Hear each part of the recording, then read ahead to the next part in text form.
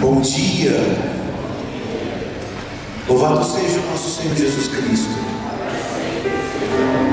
Pelo sinal da Santa Cruz, livrai-nos Deus nosso Senhor dos nossos inimigos. Em nome do Pai, do Filho e do Espírito Santo. Amém. São Padre Pio, Beata Helena Guerra, Santa Teresa de Calcutá. Olha para quem está do seu lado e diga para ele: se prepara. Não. Vira para o outro lado e diga para ele: se prepara. Aponta teu dedo de profeta para ele, aponta teu dedo de profetisa e diga para ele, diga para ela: Deus vai te pegar hoje. Quem acredita nisso já aplauda Jesus, aplauda.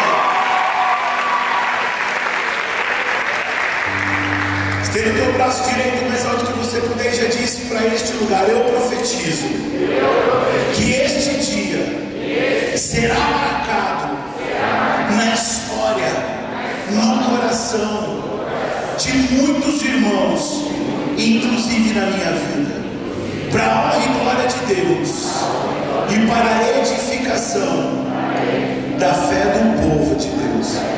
Que assim seja. Amém. Meu nome é Davi Fernandes, sou membro fundador da comunidade Metanoia. É uma alegria poder estar aqui. É praticamente como estar em casa, estar aqui em Araraquara, principalmente na comunidade Gerados pela Imaculada. É o quintal de casa em todos os sentidos, porque são irmãos verdadeiramente. Me sinto mais em casa ainda por estar aqui com grande parte da nossa comunidade e poder estar misturado a tanta gente que nós amamos e pregamos juntos e anunciamos a boa nova, que é o Santo Evangelho. Podemos estar aqui nesses dias de festa, dias de aprendizado, de formação, de experiência profunda. Realmente é um final de semana de muita felicidade. Eu sou missionário há quase 25 anos, pregando a palavra de Deus. A comunidade Metanoia vai completar dia 23 de novembro, 10 anos de fundação. E quantas vezes eu já experimentei esse tema no meu coração, na minha vida, este ser feliz com Ele, ser feliz com Jesus. Quantas vezes eu já fiz a experiência da felicidade comparado ao que eu já vivi antes da igreja, antes do meu sim para Ele. Só que eu também posso confessar a vocês que eu tive um outro ensinamento. Felicidade é diferente de alegria, assim como tristeza é diferente de sofrimento. Muitos de nós podemos estar passando por momentos de sofrimento, mas não tristes. Podemos estar passando uma grande prova, um sofrimento, algo muito difícil, ventos contrários, mas não tristes, não entristecidos, depois de verdadeiramente encontrarmos com Jesus, depois de verdadeiramente aderirmos a toda a proposta que está sendo feita aqui, depois de tomarmos uma decisão e mudarmos o pensamento e vivermos uma metanoia, uma mudança profunda de pensamento, de atitude. Nós podemos enfrentar muitas coisas de agora em diante, mas nada nos entristece. Pode nos fazer sofrer, mas nada nos entristece. Assim foi na minha vida. Eu entendi que com Jesus eu teria muitos enfrentamentos, eu teria perseguições, eu teria que lidar com mentiras, com invejas, com tantas coisas que nos machucam, mas nada daquilo era capaz de entristecer. Era capaz de arrancar a alegria verdadeira, porque a alegria que nós experimentamos daquela porta para fora é a alegria que passa. Então eu começo a entender que a alegria, ela é diferente de felicidade, porque felicidade só tem uma fonte, é Jesus. Nada que esse mundo possa me dar, nada que esse mundo possa te oferecer é capaz de nos dar verdadeira felicidade. O que o mundo pode me dar e o que o mundo pode te dar é só capaz de nos dar alegria. É algo que passa. porque o Senhor Jesus é fonte da minha e da sua felicidade. Olha para quem está do seu lado, cutuca ele e fala para ele: não é essa a pregação. Pode cutucar, não é essa a pregação. Fala para ele: vai começar agora. Abra sua Bíblia comigo, lá no livro do Êxodo, no capítulo 25. Muitos temas que me é confiado, eu gosto muito de começar esse texto com essa colocação, e hoje mais do que nunca ele é muito preciso. Livro do Êxodo, capítulo 25.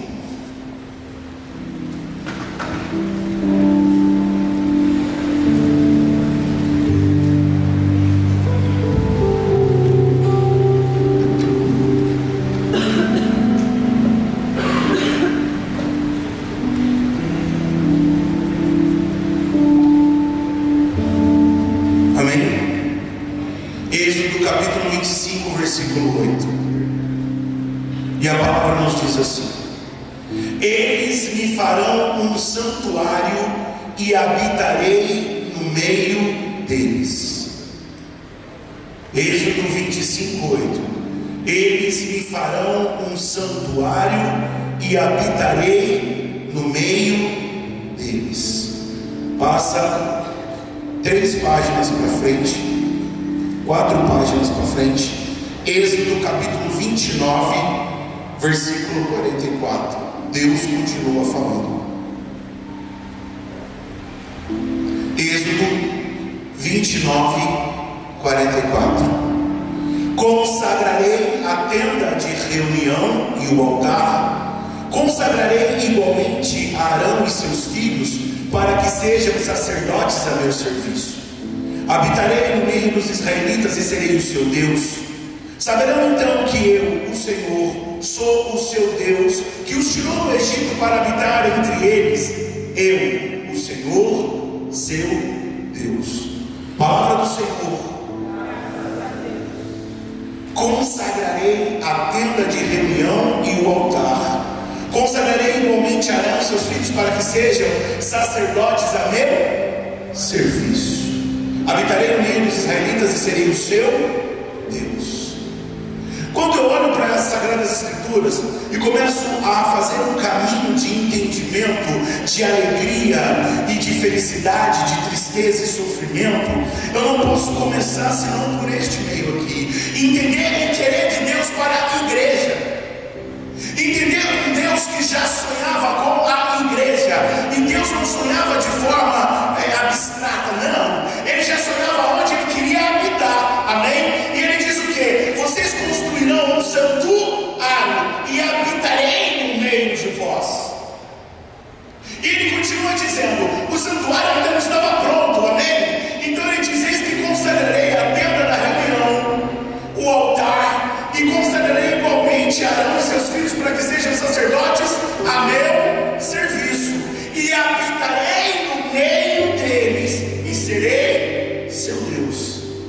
Deus deixa claro aonde Ele quer habitar. Deus já coloca desde o Êxodo, desde quando Ele começa a tirar o povo eleito da escravidão, Ele já começa a dizer, mostrar aonde é a morada dEle, aonde Ele quer habitar.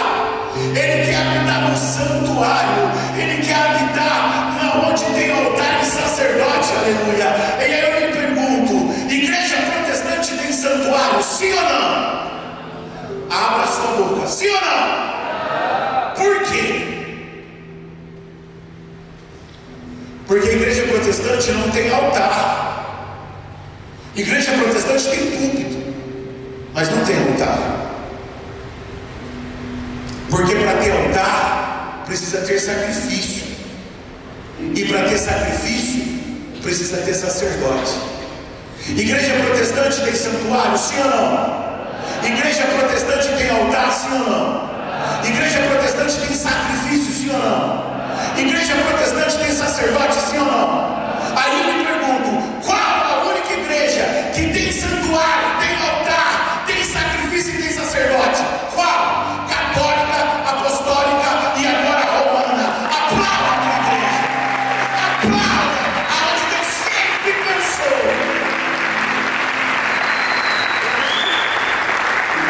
Quando alguém está do seu lado e fala, guarda isso. Aí a palavra de Deus continua e nós continuamos navegando nela.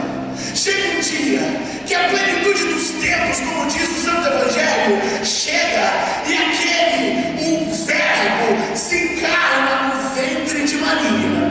Aleluia. E agora ele que é a igreja, porque ele é a cabeça da igreja, porque ele é a igreja sempre existiu.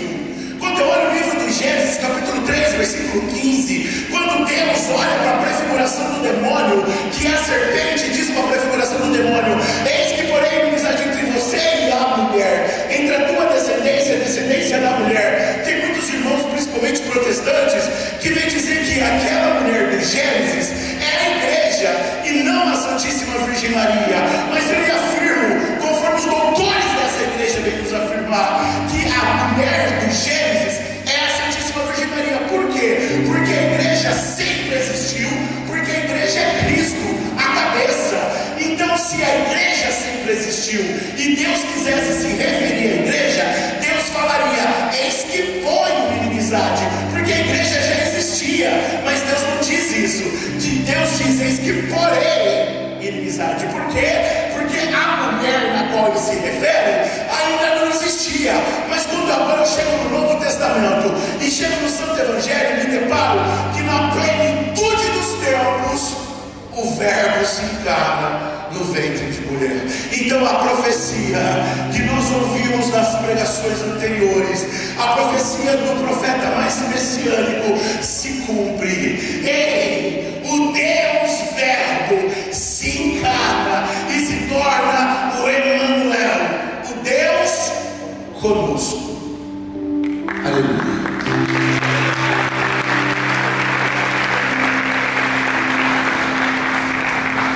O Deus conosco nasce, o Deus conosco cresce, o Deus conosco agora com 30 anos de idade aproximadamente começa a sua vida pública.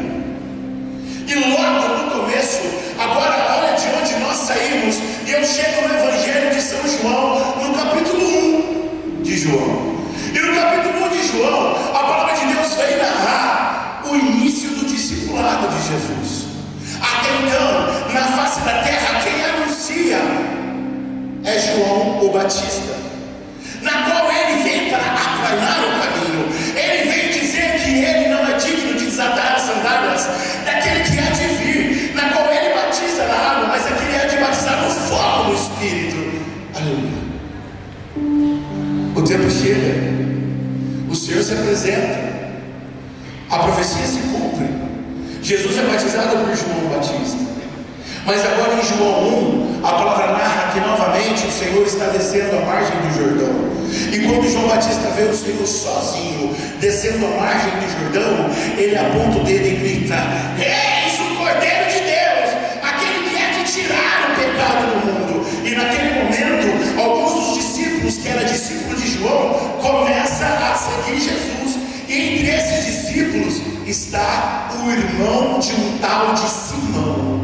Cutuca quem está do seu lado e diga: Simão. Fala para ele, sabe o que significa? Fraco. Fala para quem está do seu lado, sabe o que significa? Graveto fraco. Tem vários significados. Cânia fraca, graveto fraco, tem vários significados. A palavra Simão. Então aquele André começa a andar com seguir Jesus naquele primeiro dia, e a palavra de Deus narra que logo ele vai atrás desse fraco, ele vai logo atrás deste Simão e grita para ele: ei, nós encontramos o Messias, nós encontramos aquele que o nosso mestre atual sempre disse, nós encontramos aquele que sempre foi anunciado, vem. E André, aquele que conhece a fraqueza daquele coração, André, aquele que conhece a fraqueza daquele irmão, André que conhece o temperamento daquele irmão, ele que conhece tudo daquele irmão, pega aquele irmão e leva até o prometido. A A palavra de Deus narra que quando Jesus bate os olhos em Simão,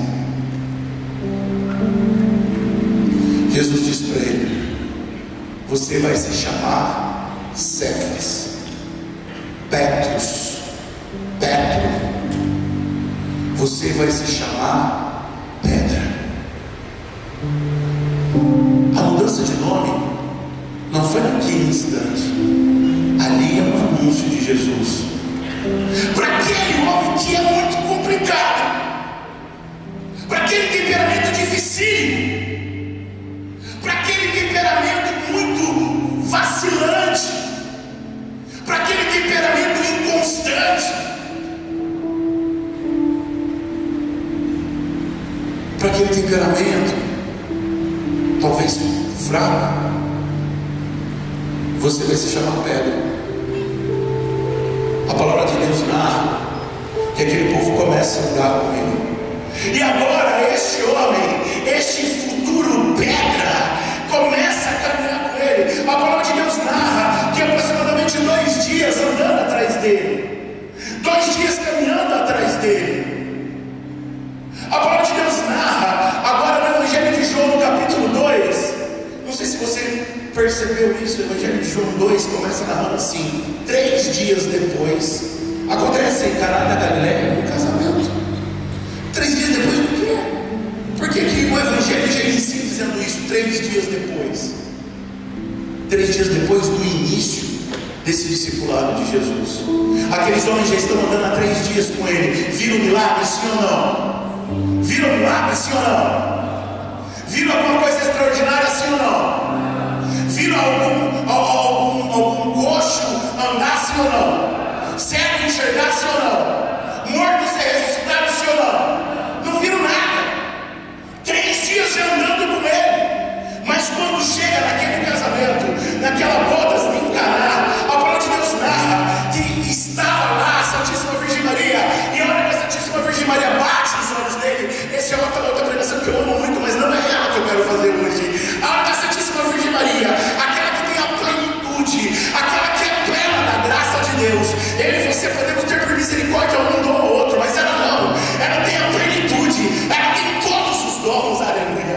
Ela é a hora que bate os olhos daqueles que andam com o filho dela, aquela mesma que acolheu eles um dia, 2 dias anteriormente, porque aqueles primeiros discípulos perguntaram para Jesus no capítulo 1: onde tu moras? Ele vira para eles e diz: vinde e vede. E levou eles para a sua casa. A hora que ele chega em casa, a Virgem Maria bate os olhos deles e vê o coração deles transbordando de vinho, transbordando de alegria, porque vinho nas Sagradas Escrituras é a representatividade de alegria. A Virgem Maria, quando eles põem os pés na casa dela, ela vê aqueles corações transbordando de vinho, transbordando de alegria, porque encontraram o prometido, o anunciado. Mas agora passaram 3 dias, aqueles homens não viram graças, não viram milagres, não viram nada de extraordinário. E a hora que a mesma Virgem Maria bate os olhos daqueles homens, chegando naquele casamento em Caná da Galileia, ela mais do que depressa chama Jesus e diz: acabou o vinho deles. Não é apenas o vinho do casamento, porque essa passagem tem lindos significados, mas a Santíssima Virgem Maria se refere também ao vinho da alegria do coração dos primeiros discípulos, a ponto que Jesus vira para ela e fala: o que temos nós com isso? Não é chegado a minha hora. E a Santíssima Virgem Maria, sem dar resposta, diz para aqueles servos: fazei tudo o que ele vos disser. E vira as costas e sai. Ela não espera, porque ela crê no prover de Deus. Ela não discute, ela não fica esperando nada. Ela só aponta para os serviçais e diz: fazei tudo o que ele vos disser. E vira as costas e sai. E naquele momento acontece aquilo que nós bem conhecemos. Ele manda encher aquelas 100 talhas de aproximadamente 100 litros.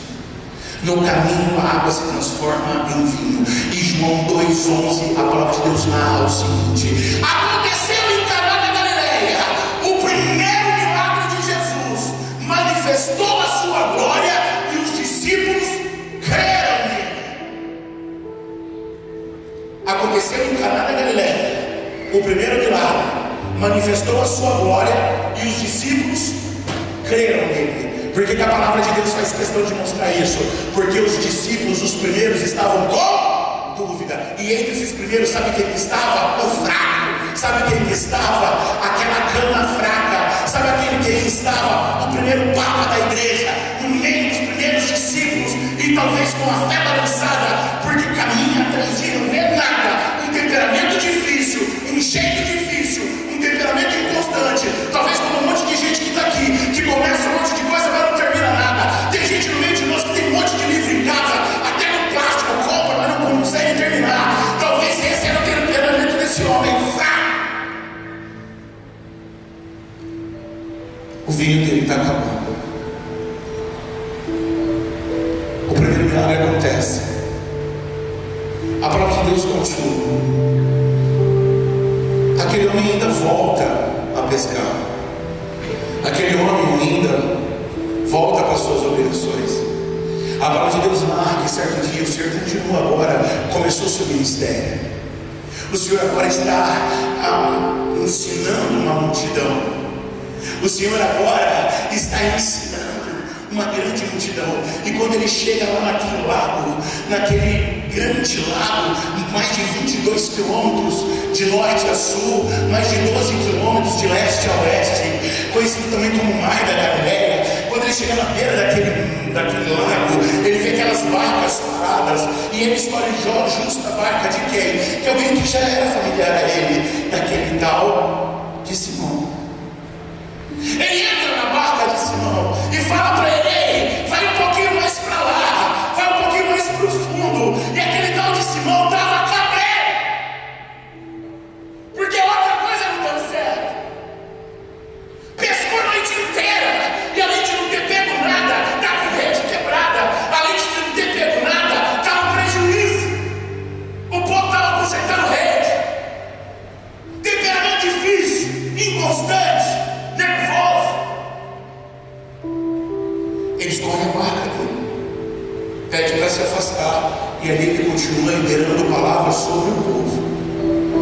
E aquela cana fraca, e aquele graveto fraco, está no barco, ouvindo Jesus dar os seus ensinamentos.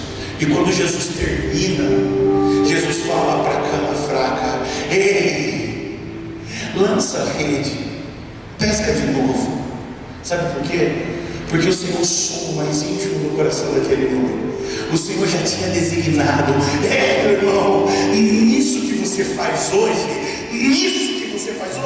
você tem muita alegria e muita tristeza, mas eu tenho algo preparado para você. Eu tenho muita felicidade e eu vou ter muita provação para você. Eu tenho muita felicidade e eu vou ter muito sofrimento para você. Aqui na pesca você tem dias de alegria e dias de tristeza, apenas coisa superficial, mas eu tenho algo muito profundo, mas ele não revela. Ele só fala para aquele de fraco, de cana fraca, de Simão: lança do outro lado, lança de novo. E aquele Simão, depois de ter conhecido ele, de ter experimentado, de ter visto e agora de ter ouvido os ensinamentos, ele olha para o mestre está sentado, ele está em pé, e ele fala para o mestre: por causa da tua palavra, não é por causa da tua ordem, é por causa do que eu ouvi da tua palavra, mestre, eu lançarei.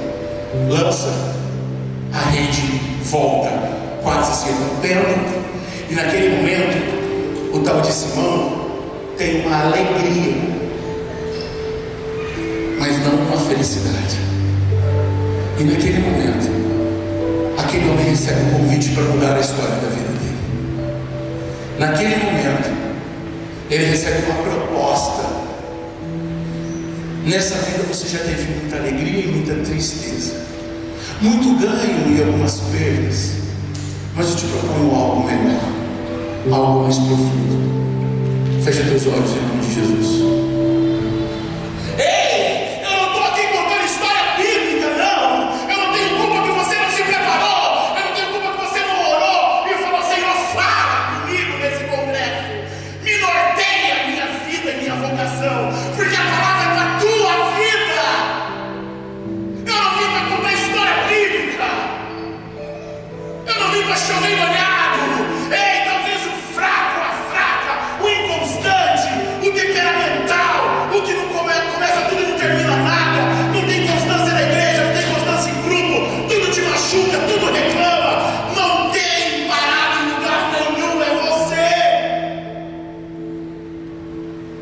E já até experimentou um monte de coisa dentro da igreja.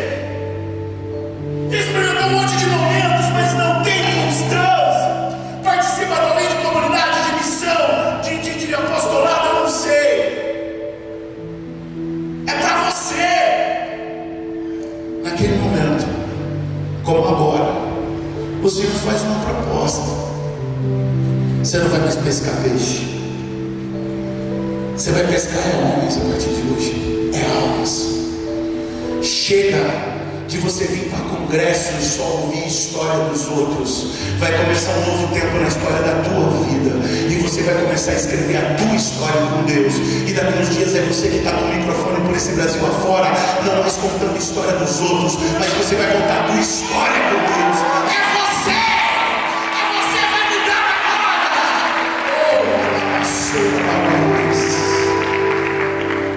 É você. Olha para mim. Sabe o que é bonito dessa história? Jesus tem poder, sim ou não? Sim. Jesus tem poder, sim ou não? Sim. Não. Ele tem todo o poder. Jesus poderia muito bem olhar para aquele fraco, para aquela cana fraca e dizer para ele: olha o que eu sou capaz de fazer. E no estralar de dedos fazer um monte de peixes pular para dentro do barco dele. Porque ele tem autoridade sobre todas as coisas. Mas Jesus faz os peixes um grande cardume vir para debaixo do barco, mas faz com que aquele Simão pesque. Faz com que aquele homem faça de novo, mas agora movido pela palavra do Mestre. Deixa eu lhe dizer uma coisa, um pequeno ensinamento que o Espírito Santo queima no meu coração. Pedro chama Jesus primeiro de mestre, para depois chamá-lo de Senhor. Mestre significa professor, aquele que ensina. Se você não tem Jesus como mestre, você nunca terá ele como Senhor da tua vida. Porque se você, ele mesmo disse, se não me engano, em Lucas 6,46, alguma coisa assim: porque me chamam de Senhor, Senhor, e não fazem o que eu digo. Quem não tem Jesus como mestre, quem não tem um jovem que não tem ensinamento de mestre no coração, líder que não tem ensinamento do mestre no coração, padre que não tem ensinamento do mestre no coração, não sei a função, o que você tem, porque nós temos de tudo hoje aqui no meio. Se não tiver ensinamento do mestre no coração, não adianta chamar ele de Senhor. Porque mestre ensina que você deve perdoar uma vez, não, é 70 vezes 7. Mestre ensina que se ferir uma face é para apresentar a outra. Mestre ensina que não é mais dente por dente, olho por olho.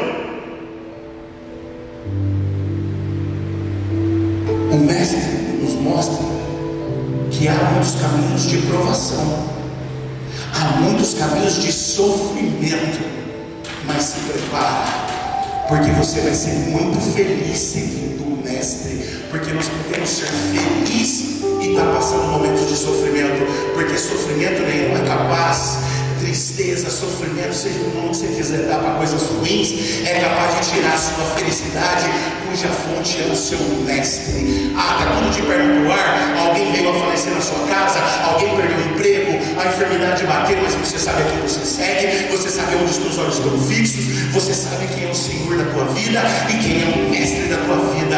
Você nada tira a tua felicidade, mesmo passando por momentos de sofrimento. Agora eu entendo a dinâmica dos santos, agora eu entendo a dinâmica dos mártires. Está indo para a morte feliz, está indo para a morte feliz, olho radiante, olho vibrante, porque agora eu entendo o que Paulo diz: meu irmão, viver para mim é Cristo, é para Ele, é por Ele, é nele, mas se eu morrer, eu vou para Ele, é ganho.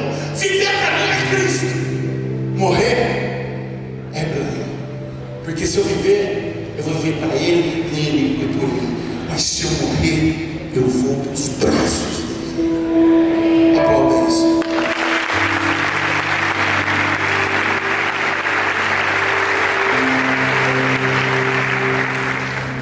Põe a mão no seu coração, inclina a sua cabeça Me faz uma pergunta para você agora, que eu já vou começar a encerrar essa pregação. Você é feliz com Ele? Você é feliz com Jesus? A fonte da tua felicidade é Jesus? Ou você vive numa montanha russa da fé? Uma hora quer largar tudo, abandonar tudo, xinga tudo, desanima de tudo. É porque na verdade a tua fonte de felicidade não é Jesus Cristo. Porque quando você entendeu que a fonte da tua felicidade é o Senhor Jesus, a tua postura, a tua reação já não é mais essa imaturidade que você está vivendo na fé dentro da igreja. Você é feliz com Jesus? Ou você só busca as coisas boas que o Evangelho te propõe? Não dá para escolher parte do Evangelho, jovem. Está na hora de você levantar uma juventude decidida aos moldes dos santos dessa igreja.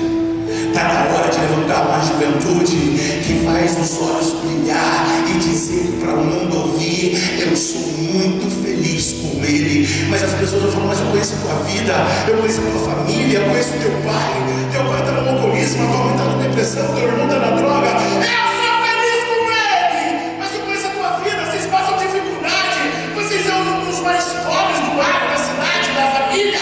Eu sou feliz com Ele, mas como eu conheço o que vocês vivem, os enfrentamentos, eu sou feliz com Ele. Porque eu entendi que nada nesse mundo é capaz de me dar felicidade, porque o que vem do meu Senhor, nada é capaz de tirar.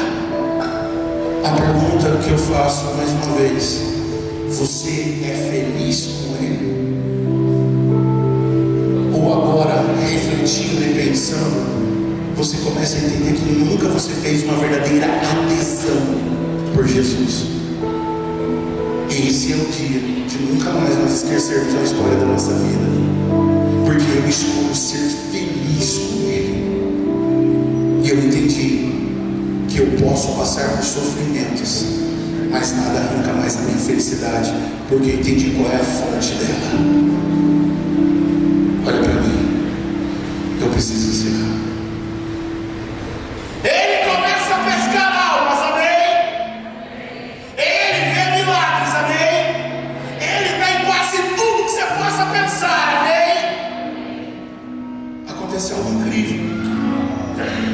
Esse mestre agora ordena que ele e outros discípulos adentrem o barco e passem para o lado de lá do mar.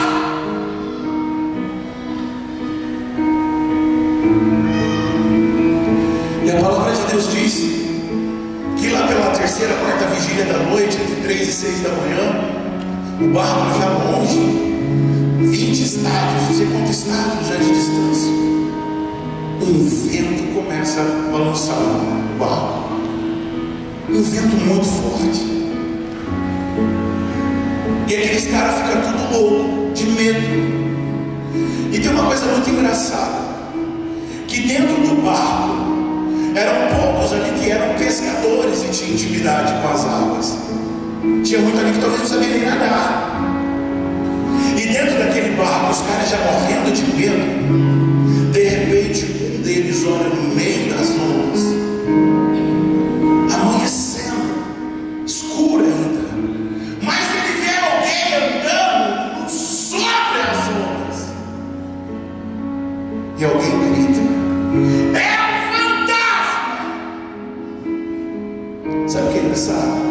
Que sempre tem um pessimista no meio de nós, né, Padre? Sempre. Talvez esse pessimista estiver aqui, você nem olha para ele. A galera do Taborão veio lá de Cascavel, 15 horas de viagem. Certeza que dentro do 5 tem alguém que falou assim: não, só pode dar merda aí, sim, nossa senhora, mas é longe, mas se o carro quebrar, né? Tem que ter pessimista, tem! Um pessimista já grita: é um fantasma! E o Senhor, o Mestre, grita no meio: não temas, sou eu. Sabe quem pula à frente? Sabe quem pula à frente? O fraco, a cana fraca, o graveto fraco, aquele que tem a promessa de um dia ser pedra. Ele pula na frente porque ele conhece a voz do mestre. Ele, opa, eu conheço essa voz. Opa, coração queimou. Opa, pulou. Se realmente és tu, aquele que eu ouvi dentro do meu barco, os ensinamentos eu sei que o Senhor é capaz de fazer. E se realmente és tu, faz o teu caminho em sua direção. E o mestre fala a palavra mais curta, a frase mais curta da Bíblia, ele só diz: fé! Exclamação. A cana rachada, a cana fraca, o graveto fraco, aquele Simão pula e começa a tocar milagre. Ele pisa na água, ele começa a andar. Só que acontece um problema: os sentidos dele enganam ele. Ele tira os olhos de Jesus e a palavra de Deus narra que ele sente a força dos ventos. E quando ele sente a força dos ventos, ele tira os olhos de Jesus e começa a afundar. Djavan, eu preciso gritar com você aqui nessa instância, sim ou não? Preciso gritar? Sim ou não? Por quê? Abra a boca e me ajuda. Por quê? Eu preciso gritar com você? Por quê? Porque está perto. E aquele Simão começa a gritar: Senhor, me ajuda, eu estou afundando. Por que ele grita? Por que ele grita? Porque ele acha que Jesus está longe. E quando ele começa a afundar, a palavra de Deus narra que Jesus só estende os braços e puxa ele. Jesus estava longe? Não. Ele tirou os olhos de Jesus e permitiu que a fonte da felicidade dele por um momento deixasse de jorrar no coração. Ele enfrentou uma tribulação, ele enfrentou momentaneamente uma dificuldade no vento contrário, e ele permitiu que a fonte não jorrasse, porque a fonte de Jesus é inesgotável, mas ele não invade a vida de ninguém por arrombamento. É você que tem que permitir, é você que tem que aderir, é você que tem que querer. E o Senhor estava tão perto que só põe ele de pé, e naquele momento o Senhor coloca ele do lado, volta para o barco, aquele lado que seria transpassado. Ali Jesus começa a ensinar ele a ser papa. Enquanto você caminhar do lado aberto, enquanto você caminhar comigo, você vai estar na barca, que é uma igreja, e as portas do inferno não vai prevalecer. Pode vir o vento, pode vir teologia, pode vir esquerda, pode vir comunismo, pode vir o que for. Enquanto você for papa, estiver do meu lado, a barca, a igreja não vai afundar. Aplauda a igreja, aplauda a fonte da tua felicidade. Fica de pé.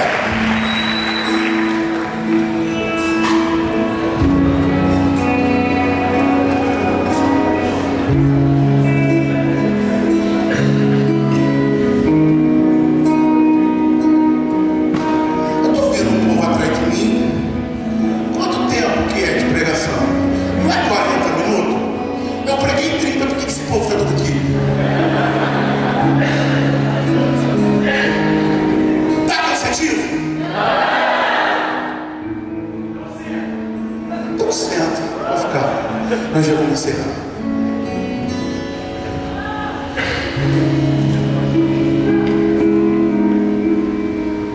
Eu esqueci que eu ia falar. Eu estou com vontade de um triplo mortal carpado da condição. Eu quero isso. Eu quero só ser feliz com ele. Eu entendi que isso é possível na minha vida. Eu entendi que vai ter momentos de dificuldade, de tristeza.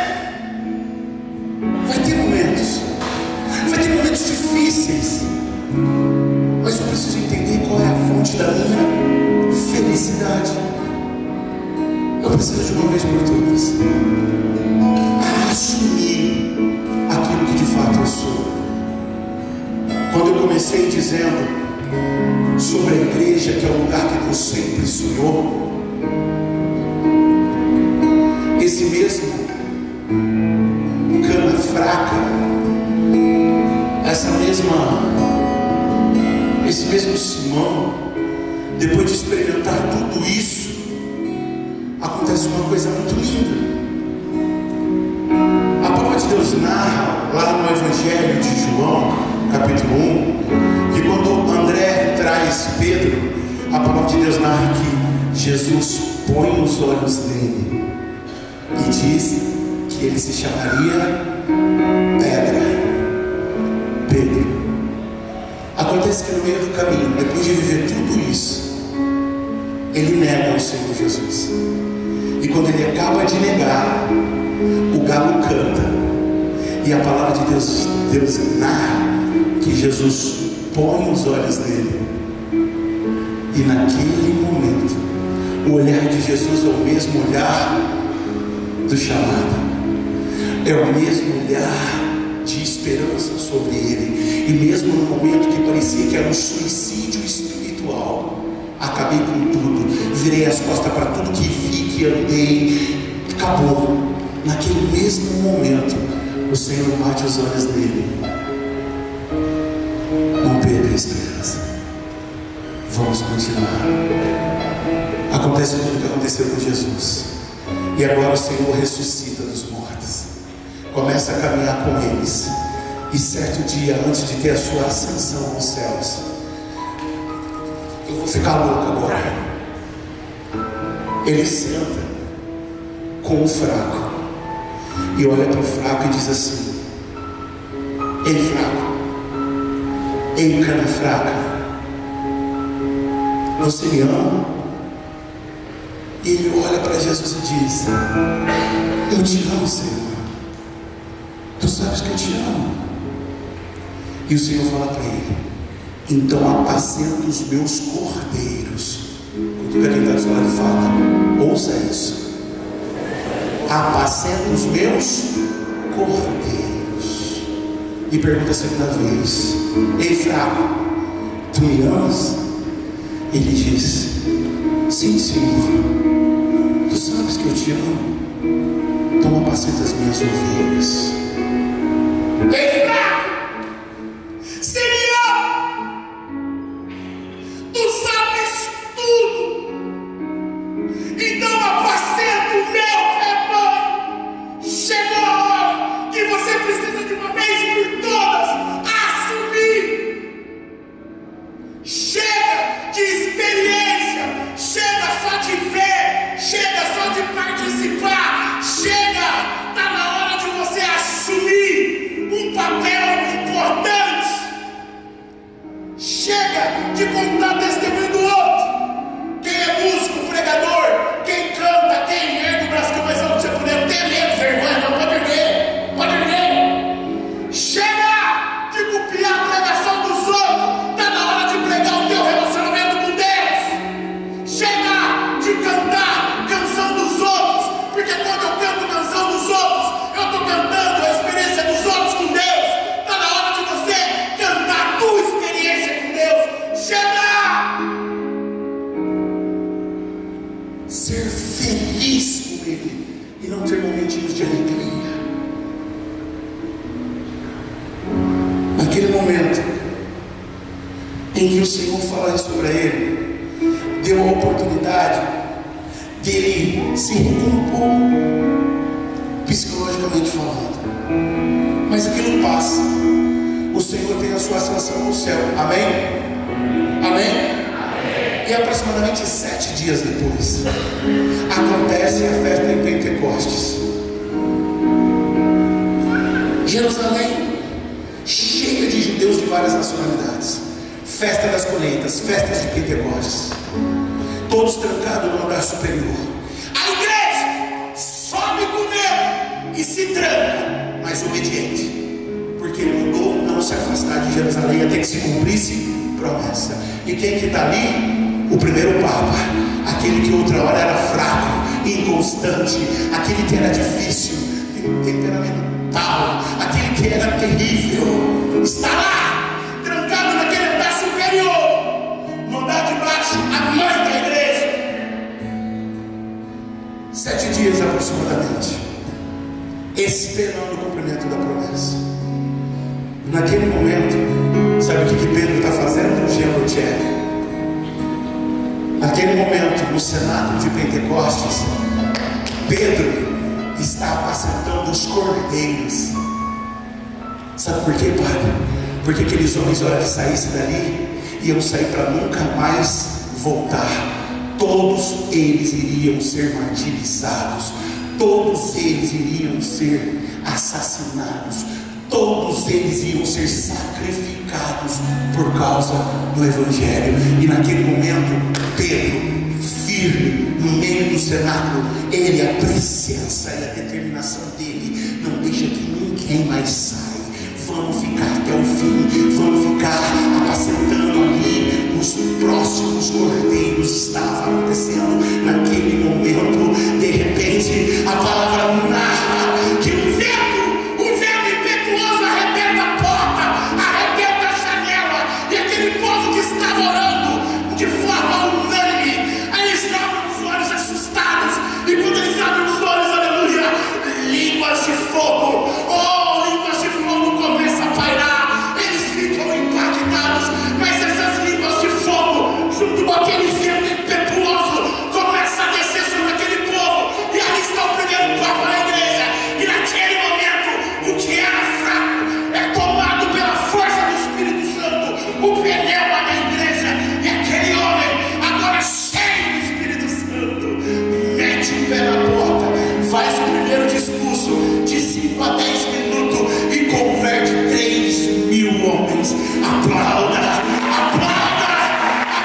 pelo fraco, e agora é feliz por andar com ele, por ser ele. E a igreja, que outra hora subiu com medo no andar superior, agora, junto com a mãe da igreja e o primeiro papa, sai do andar superior para mudar a face da terra. E se eu e você estamos aqui hoje, é porque aqueles homens saíram do andar superior ao báculo de Pedro, que era fraco, e pelo poder do Espírito Santo e decisão da vida dele, foi o primeiro papa da igreja. E se eu e você estamos aqui hoje, sendo arrebatado do Espírito Santo para uma vida nova a partir de hoje, que você nunca mais vai entender, é graças ao que aconteceu no coração daquele que um dia foi fraco, mas hoje é pedra e é o Papa da nossa igreja. Eu não sei o que você quer, eu sei o que eu quero. E se você quiser o mesmo que eu, estenda os teus braços mais alto que você puder.